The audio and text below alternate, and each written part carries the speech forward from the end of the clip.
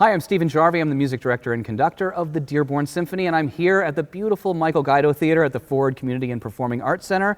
And I'm joined for Symphony Notes today by our executive director, Wendy Baguette. She's here, and we have another special guest, but I'll let her introduce that person, our special friend today. But tell us a little bit, Wendy, about what's going on with our next concert, November 17th at what time? At 7:30. At 7:30. It's changed, folks. You got to make a note on your calendars that 7:30 time, which everybody seems to like a little bit more than 8 o'clock, just a little bit less of a late evening. So we have our next concert. DearbornSymphony.org is where we can get tickets, and it's all celebrating Veterans Day. And tell us a little bit about why we have a special guest today. So everyone's heard about Black Friday and Small Business Saturday and Cyber Monday. I'm not sure if everyone is aware of Giving Tuesday, which is that following Tuesday. And it's a day to give back to the nonprofit organizations of your community. So last year we had a guest conductor because someone made a donation for Giving Tuesday, and that was Jeff Pepper. Very fun. Very he fun. was Jeff did a here great for job. one of our concerts. It was great. And so this year, we have made a donation to for Giving Tuesday to have my dad here. So I'd like to introduce, this is my dad, Ron Biggs, and he's a retired Marine Corps band director. So we thought that would be fitting for the upcoming concert. Absolutely, this is perfect. So this next concert that we have is very Americana, obviously celebrating people that are veterans, and also just the music that was inspired by all of the American military, whether that's something like these Sousa marches that we're going to talk about a little bit, or some of the other things on the program. We have these very stunning arrangements of things like America the Beautiful and all sorts of patriotic tunes that have a real grandeur to them. And we are playing some things that are arrangements a little off the beaten path of America the Beautiful and the Star-Spangled Banner Overture that we're playing by Morton Gould. But it really did start as a salute to the idea of marches, and John Philip Sousa, and this gentleman is an expert. So I have to first say, I learned that you were so interested in becoming involved in the Marine Corps that you got yourself in a little bit early, right? At 17? Well, I enlisted in the Marine Corps. I left for boot camp the week after my 17th birthday. And Yes. did you know you were going to be involved in music in the Marine Corps? No. No, that was an iffy type thing. I had a desire to be a part of the Marine Band as a youngster, but when I went into the Marine Corps, it was just sort of potluck. You take what you get. But one of the first things you do in boot camp, or recruit training, you have somebody says, does anybody here play a musical instrument? You raise your hand, you're off to the band barracks for an audition. All right. And I was fortunate enough to be able to pass the audition. So after boot camp, they assigned me to a band, and that was ancient history. And you were playing baritone? Was that Baritone, euphonium.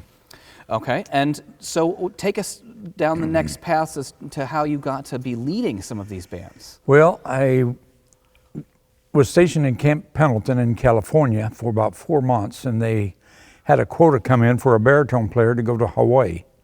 And I was one of 5 baritone players, and I was the new guy on the block, so I had no chance of going, except that it was a 2-year duty station. A couple of guys were shorter than 2 years. They couldn't go. A couple of guys were married. They didn't want their dependents, so it fell on me, and they said, you are going to Hawaii. I said, great. Shucks. And I realized the opportunities that lay ahead of me as far as being not just a performing member, but a possible band leader.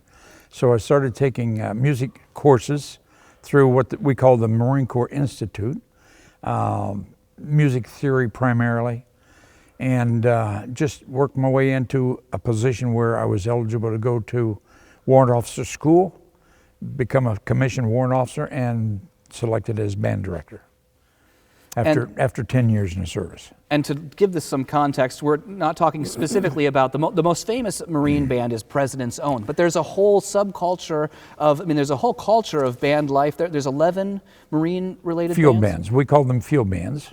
There still are 11, and they're on the West Coast, East Coast, some in the Orient. And what was the first time that you performed as a director, a band director or conductor? When I was in Vietnam in 1967 and 68, I was an enlisted band leader at that point, which is like an assistant conductor. Still a trombone player, but leading the band on occasions. So the first actual conducting job that I had, I guess, was probably in Vietnam. Oh my goodness! While people were actively Oh yeah.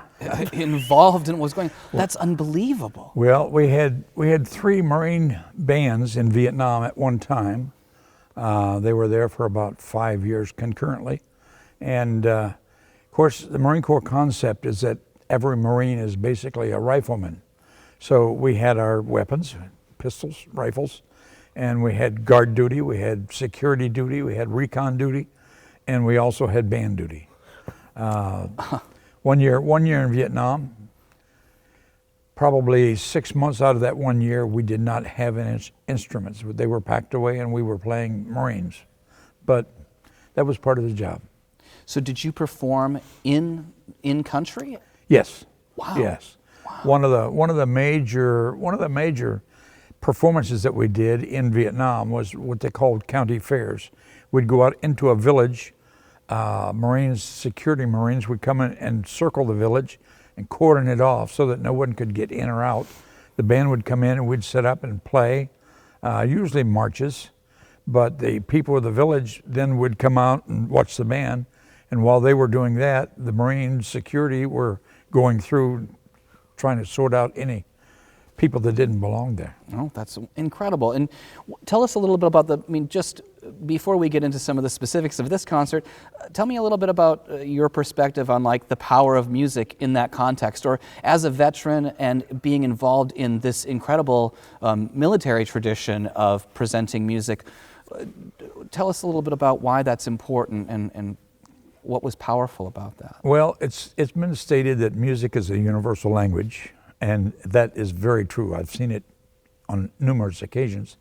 But as we would set up in this little village someplace and start to play, all the kids, all the young people would gather around.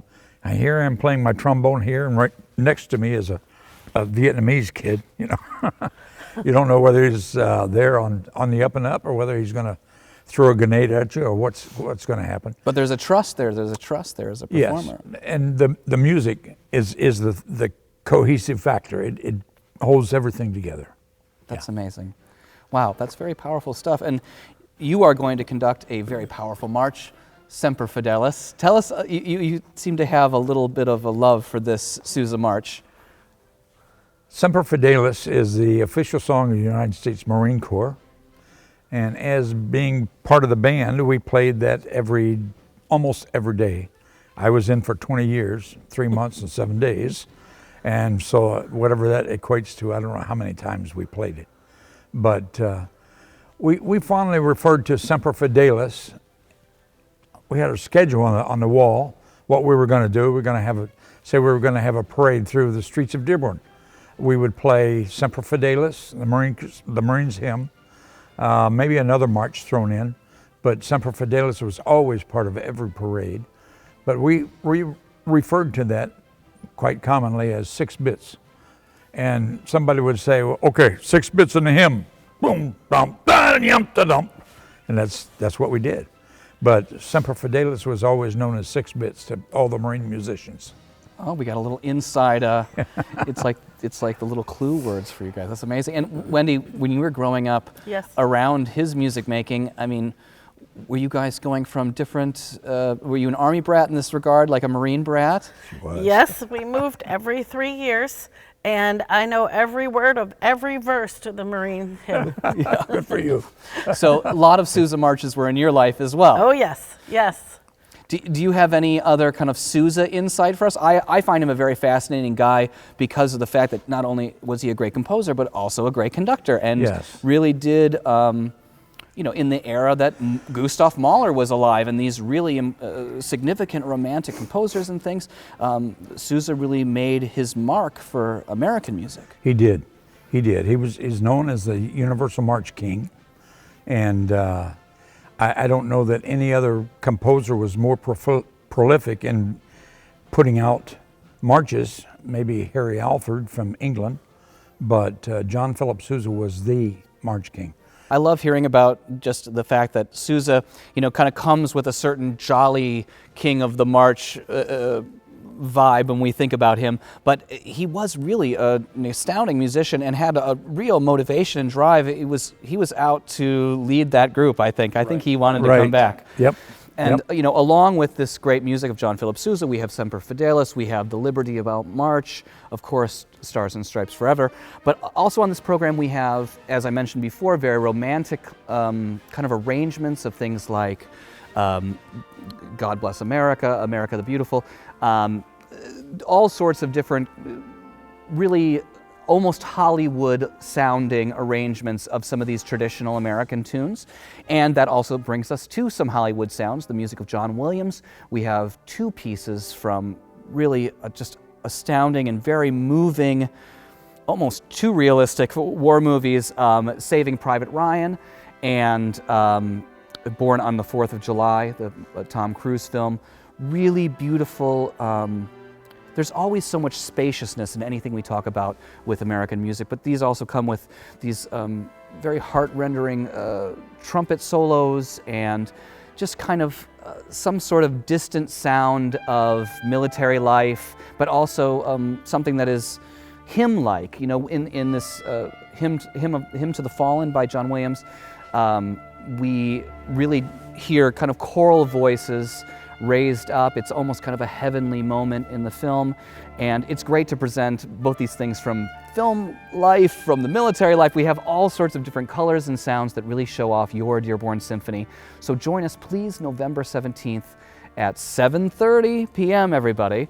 DearbornSymphony.org, and the concert is here, of course, in our beautiful theater at the Ford Community and Performing Arts Center.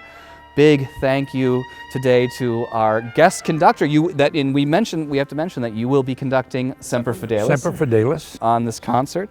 Thank you to Wendy, our executive director, for bringing her father on board in this project, and we hope to see you at the Symphony.